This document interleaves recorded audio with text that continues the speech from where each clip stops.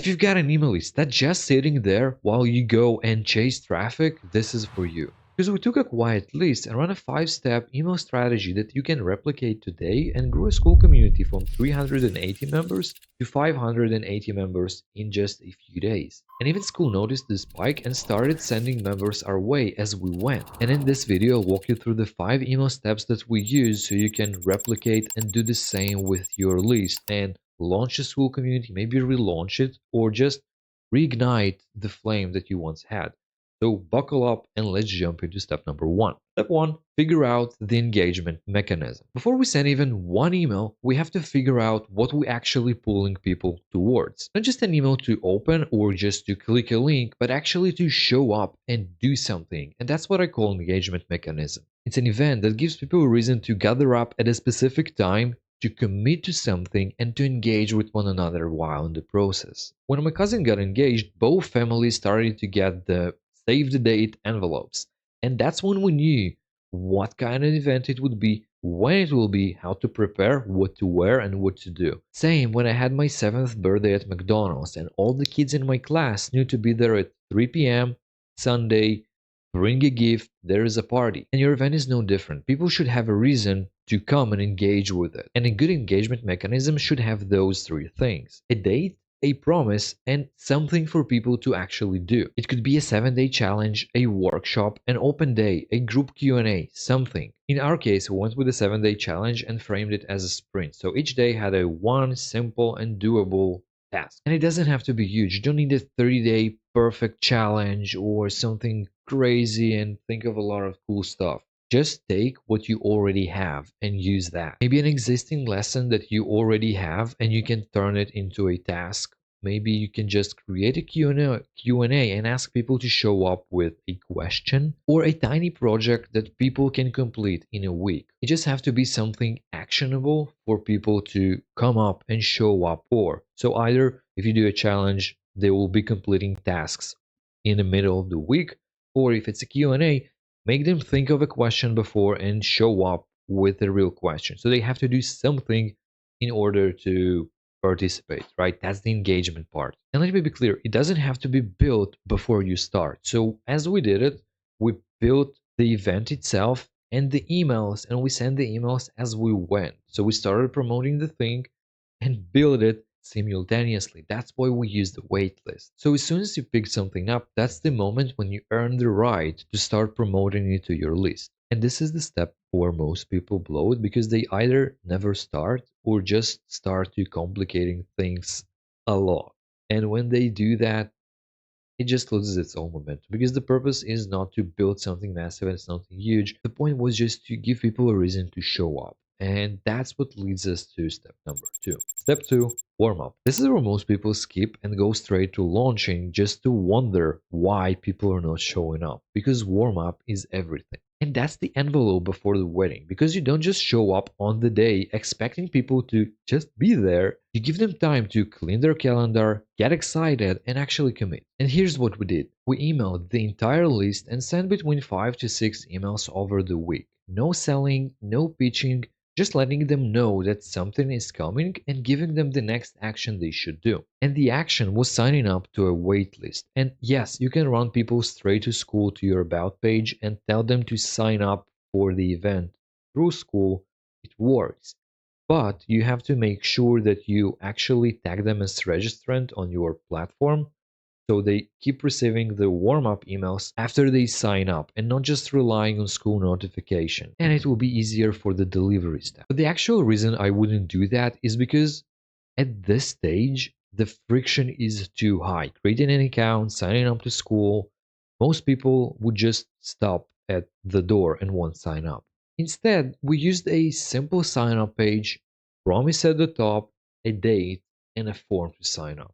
And this part matters more than it sounds because we're going to stack some psychology in our favor to make people to actually sign up to the Skool by committing first.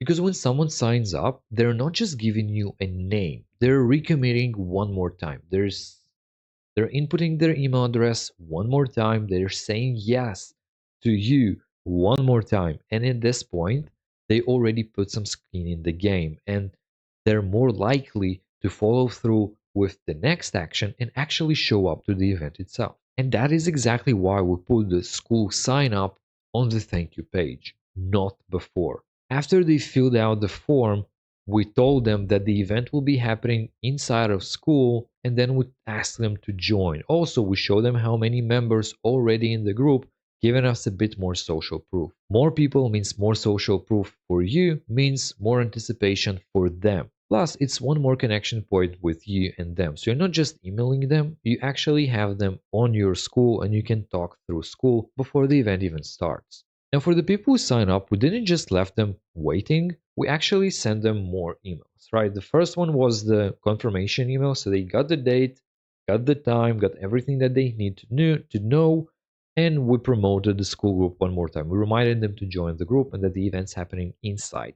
But then, over the course of the next few days, we send them more promotional material to get them warmed up and wait for the challenge, to create more anticipation and just expect it more. Just wait for it and get ready for it, right? And here's what surprised me, and it was not the first time I saw it, but still, it's fascinating every time. Lots of people sign up on the very first email, and then over the course of the next few days, it went quiet, very quiet.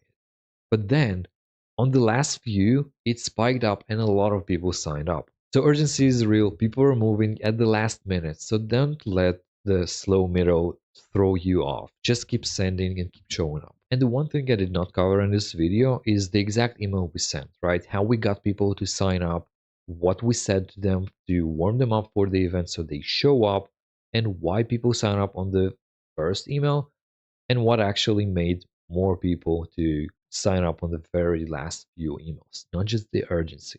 I broke it all down and uploaded it to my Skool community. The breakdown of the warm up sequence, of the show up sequence, and the confirmation emails and everything that we sent throughout that period. It's free and you can find it right here on the pinned post, or I just already put it in the classroom and you'll just find it there. The link to join the group is in the pinned comment below, and yeah, take it out and I'll see ya there. Step 3, open doors. This is the moment you've been building towards. Doors are open, the event is live, and this is where something very interesting we did not expect started to happen before we finished the event and before we even started it. People who signed up for the event and joined the community beforehand started posting, started asking questions, started getting excited, and the group went from inactive to active almost overnight. And suddenly, Skool noticed the growth and the engagement spike and started sending members our way. We didn't pay for it, we didn't ask for it, it just happened. And Sam Ovens, the founder of Skool, is saying that explicitly and openly. Start moving people into your group, and then Skool will catch up and keep sending you even more members. That's in the platform's interest. That's how it's designed to work. You're doing the first initial the hardest push, and once the wagon is going, Skool will automatically jumps on it and keep sending you more and more members. So here's how the flywheel actually looks like. Your emails get your warm audience moving, and movement creates a signal. The signal gets Skool's attention, and they start sending you more members. And none of that happens if you skip step 1 and 2. And the organic push from Skool wasn't luck. It's the result of a warm list hitting a Skool community at the same time. That's what created the spike. Now, can I guarantee Skool will jump in and will start promoting your school? Honestly, no. There's a lot of variables around, and we don't really know what's the member threshold, what's the engagement threshold. It just happened. So I can't really guarantee without knowing how many members you have and how many people will get into your group, but it's something that we just experienced. It's something that we lived through. But here's what I can tell you. Even without Skool stepping in and sending members to your way, your group will be active, warm, and full of people who willingly signed up and showed up. They wanted to be there. And that alone is worth running the event for and not relying on Skool jumping on the wagon. That's what we did. We did not expect it to happen. It just happened. So don't plan on it. If it happens, good for you. If not, okay, nothing really changes for you. So your job at this stage is pretty simple. Get people into the group, set the expectations, tell them what is going to happen, and let the energy build. Step 4, deliver and document. Now, you get to run the thing that you chose in the first place, the sprint, the challenge, the Q&A, the open day, whatever you chose. For our sprint, every day of the event, we sent an email. Not a long one, just a simple one to let people know what the task is about, what they should do, and point them towards the group where they can engage with the challenge and then later post and comment and just engage with the group after that. And inside the group, the job was slightly different than normal. Less tips, less value, less being an expert. The only job was to make the group feel alive. Reply to every comment, ask follow up questions, celebrate with the people, post things that are easy to engage with, like polls, like quick questions, and reactions to what people are sharing inside the group. The more the group feels like a place where something is happening, the more people want to actually stay and be there. And more importantly, the more they will want to come back to it after the event is over. It's all about the delivery of the engagement event. Make it fun, make it memorable, make people actually want to be in the group with you and with other members. And one last thing for this step that you don't want to miss is document everything. Every piece of proof you collect there turns to be the foundation of step 5, and you'll need every piece of it. Step 5, Evergreen. The event is over, the group is warm, people got results, and now this is the part most people skip. Actually, it's a bonus part I decided to include in the video and not talk about it, but that's where the real gold is. Anything that you just built doesn't have to be a one thing. The challenge, the emails that you send, the page that you did, the form, everything becomes a automated lead magnet that just runs on the background. And everything that you've documented and all the results people got turns into the marketing assets of the new automated lead magnet. The wins, the screenshots, the comments, the results, that's what gets the next person to the door and actually take the challenge without you even doing anything or trying really hard to convince them. And really all you need to do is just to remove the word waitlist from the sign up and remove the date, right? So people get to sign up and learn about the lead magnet on your Facebook, your Instagram, your ads, YouTube. Doesn't really matter.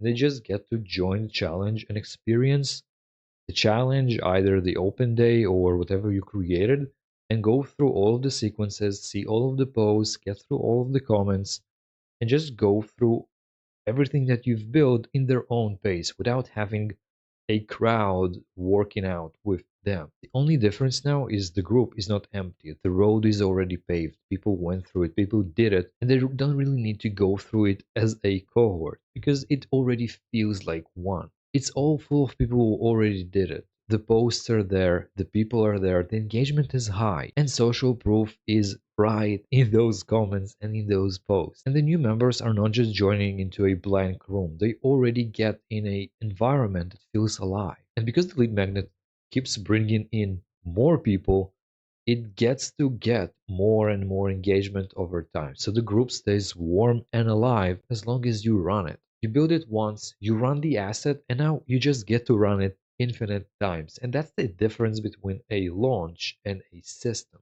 Okay, so let's quickly recap the 5 steps. 1. Pick up your mechanism, give people a reason to gather. 2. Warm up, get signs up going in. It's not all about perfection, just get it going. 3. Open doors, let the energy roll, and get the flywheel effect going. 4. Deliver and document, make it feel alive, and collect every win. And lastly, evergreen it. Automate the entire process and turn it into a lead magnet that brings more and more people in, not just once. And this whole thing started out from this list that was just sitting there, not really doing a lot. No new subscribers, no new ads, no viral moments, just a list that sat there and finally got a reason to move. If you have a list, you've got everything you need to make it happen and actually run it. So the only question is, will you actually do that? Either you want to revive the list and do something cool with it, or just leave it and keep collecting names in a empty and dusty notebook. The decision is up for you. And once again, if you want to see the breakdowns of the emails that we sent, the warm-up stages, the sign-up stages, the confirmation emails, and the delivery stuff, it's all in the free community. And you can find it in the pinned comment below, and it would be epic to see it there. But before you go, if you're planning to actually do that, and right after that, run a sales event, For the same people, for the same more people that sign up, there is something that you need to know. The biggest reason school creators who email don't make sales is not because bad copy, bad offer, or small list, but actually is that they don't ask enough for the sale. Because most of us are trying really hard to overload the emails with a bunch of value. They want to send a specific number of value emails before they get to make the ask and ask for the sale. And in the next video, I flip the whole idea and I share why selling is actually the only thing that matters and why it should be in every email you're sending. So click somewhere on the screen and go watch it next.